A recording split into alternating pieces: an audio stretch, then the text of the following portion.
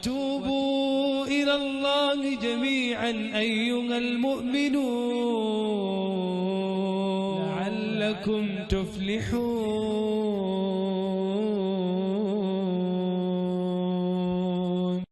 Let me tell you younger folks something, especially those of you that are looking to get married. The approaches you've taken to find a spouse, I will not spell out for you. You already know, and I already know. The options you've considered, the conversations you've had, the social interactions you've had are between you and Allah. I'm no one to judge. But I know some of you have a guilty conscience inside of you.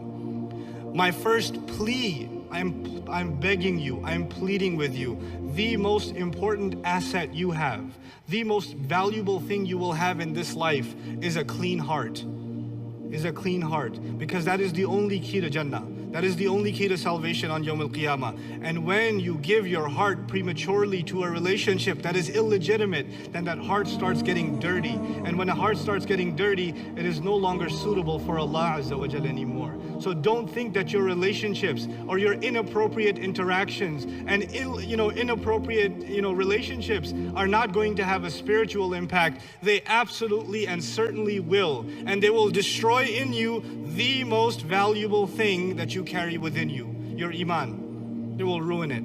You have to protect that faith. When you're looking for a spouse, it's okay to look for somebody that you're attracted to, that you find good looking, that you find their personality is nice and all of these other things. But don't forget the principles. A few principles, if you can observe them, I think we can clean this process up. I didn't even talk about online matrimonials. You know why? Because the online, if you can observe these principles, it doesn't matter if you're looking for a spouse online or on site or on campus or on convention or on whatever. It doesn't matter. It's the matter of observing particular principles. Try to live by some of this stuff and you'll see a lot of barakah in your own relationships. First of all, understand that for the guys, the girl you like is somebody's sister, is somebody's daughter, is the respect and honor of somebody's family. So when you're staring at her like that, just think about somebody staring at your sister like that. Just remind yourself of that. Just remember this is somebody's honor we're talking about. It's okay for you to see a glance and say, oh, I want to marry her. That was great, but one glance is good enough for you and you take the dignified approach. Then the second thing, of course, first of all, don't be a perv and walk around like,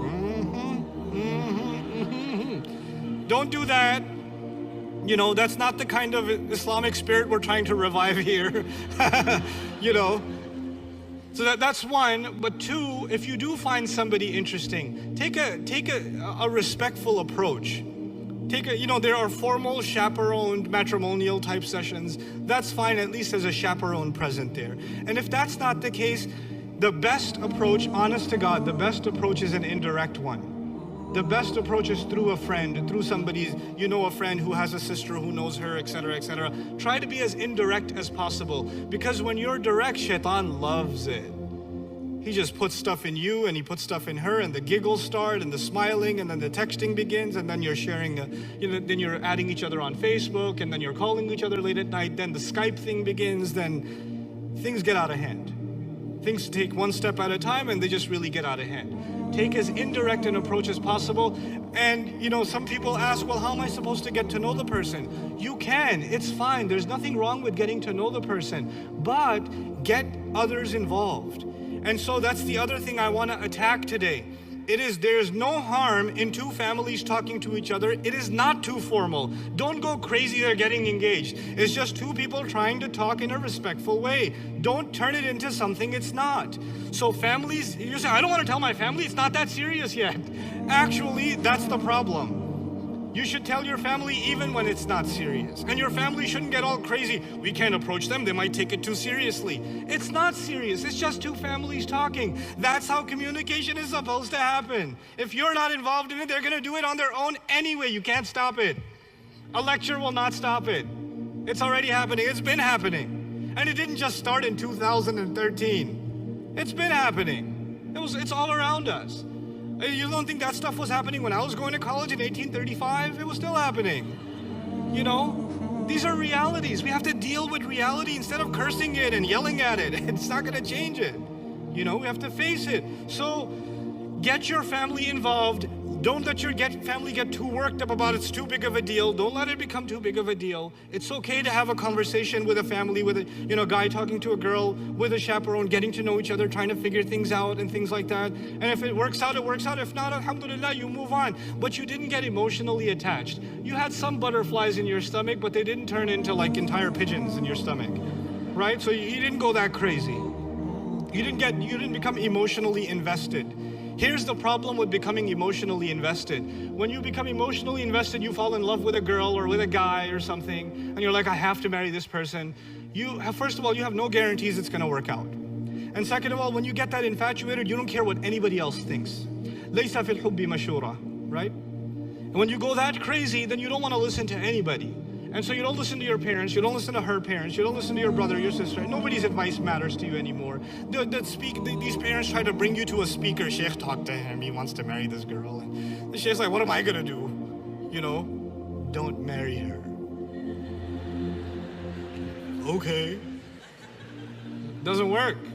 It's too late. And if it doesn't work out, one of two things happens. If it does work out, you have scarred your family, because you went on a war against your family to do it. And if it doesn't work out, you're scarred forever. And you will not be able to have a healthy relationship again, because in the back of your mind will be the other relationship. It's an unhealthy way to go about things, So don't do it. And, don't engage, don't invest yourself emotionally. Don't, quote unquote, fall in love like that. And if you think you just fell in love in this conference, walking down the hall, you saw a girl like, وقعت في الحب. That's not falling in love. That's just your hormones. Congratulations, you're a teenager. That's not love. Anyhow, so for young people, my serious advice is we have to become a little more serious. So there's two sides of it, at the parent side and the youth side. For young people, my advice is become a little more strict. And for the parents, my advice is become a little less strict.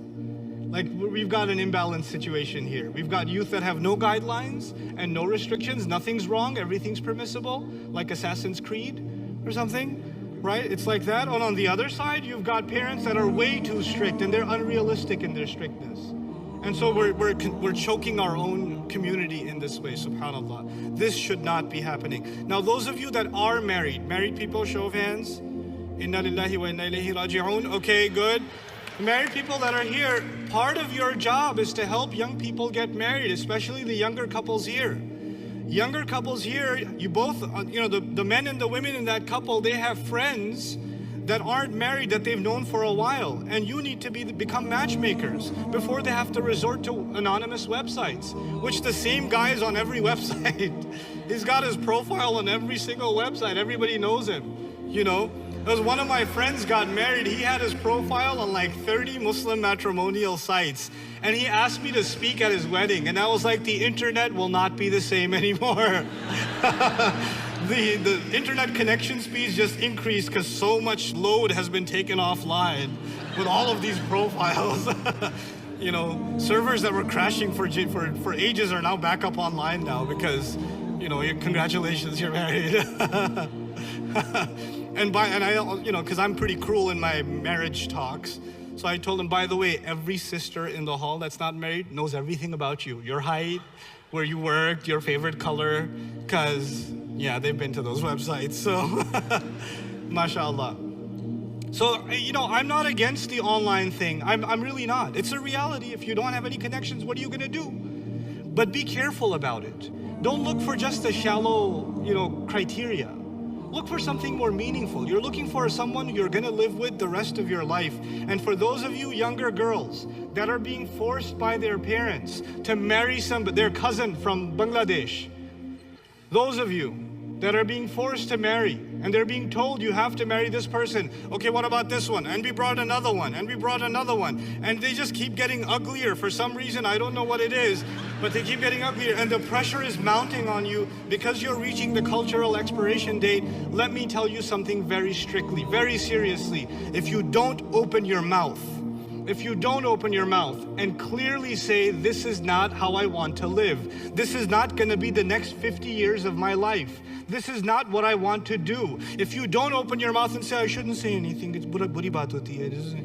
My parents won't understand. No, Families will not resolve issues until you openly talk. I'm not talking about yelling and screaming, but you have to be open and clear and let your parents know this is not how it's gonna go. It's not disrespectful. And parents, please listen to this. Please listen to this.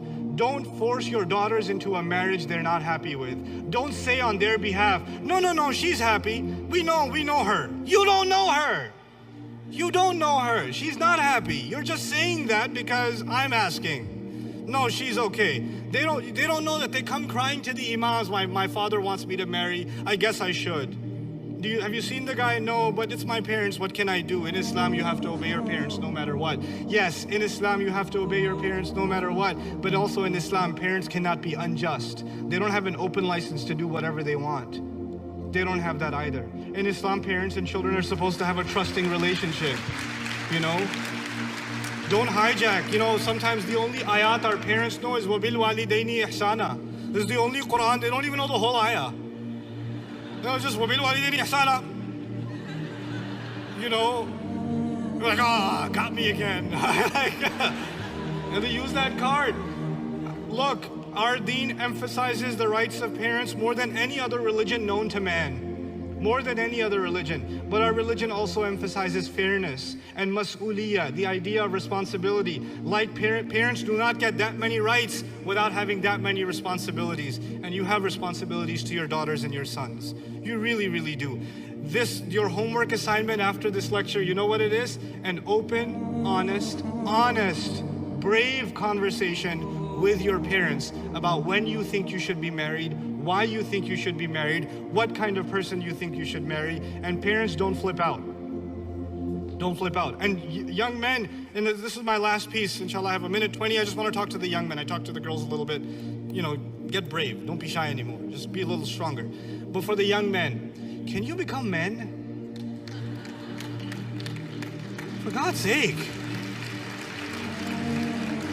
Listen. If you're like in your 20s, and every time you have a break, every time you have time off from school or a weekend off, you're spending it behind a screen with a PlayStation 3 or a 4 or an Xbox or whatever else, then you're not a man yet. Go, first of all, get a job even while you're in high school and college. I don't care. Get a job. It'll turn you into a man. It'll make you ready for marriage. Just because you find girls pretty doesn't mean you're ready to get married. That doesn't mean that. You have to show some responsibility to be able to stand on your own 2 feet.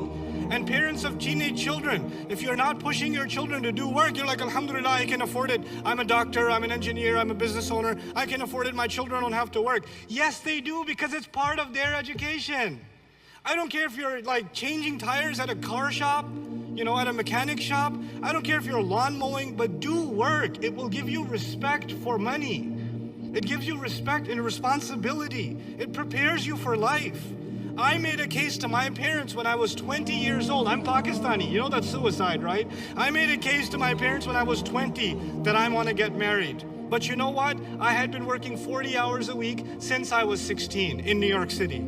I've never worked less than 40 hours a week. That was an easy week for me. And I've been going full-time to college, you know, and high school. I actually took a longer time to graduate out of college because I had work. I never once took money from my parents for college tuition. I refused. I said, no way. If I can't afford it, I'm not going to college. I'll work on it myself. I worked in shoe stores. I worked in surgical places. I worked in like local Queens newspapers. I've done all kinds of crazy jobs. I even worked at a Desi grocery store.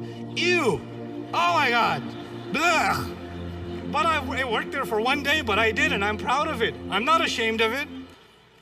I worked at a travel agency where my boss was a really mean Bangladeshi fellow. I love Bangladeshis, but he was really mean. He was really, like, I used to call him the travel Nazi. He was really bad. And when I didn't make enough sales that day, he just yelled at me. So one day I just had it, I yelled back at him, and I got fired, you know? And like 10 years later, I was giving khutbah in Long Island, and he was in the first row. And I have a beard now. He didn't have a beard back then, and he recognized me too. He's like,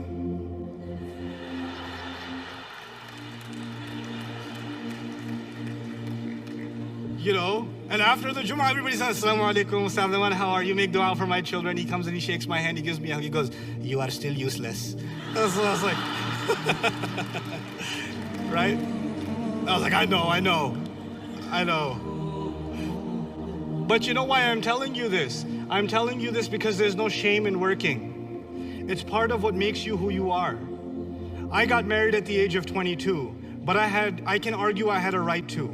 I was on my own for quite some time. I was taking care of my own responsibilities, you know? And if you're doing that, then don't expect the highest things. And my in-laws are crazy. They're just crazy. You know, I got married 6 months after I got laid off. I didn't have a job and I got married. Because they didn't, I know. Okay, انتهى الوقت. I didn't get married because I had the money. I got married because my in-laws felt that I was good for it. That was it. I could prove myself to them. That's all it was there. So look for that in a son. Look for that in the boys. May Allah Azza wa Jal turn our young men into real men that can carry household responsibilities and really become good husbands to the sisters that are here that are looking to get married. May Allah Azza wa Jal find all of our young singles. May Allah Azza wa Jal help all of them find the appropriate couple, the appropriate spouse that will give them a happy married life. May Allah also help all of the divorced people here get remarried and get remarried quickly, inshallah ta'ala. Allahu, Allahu, Allahu, Allah, Allah.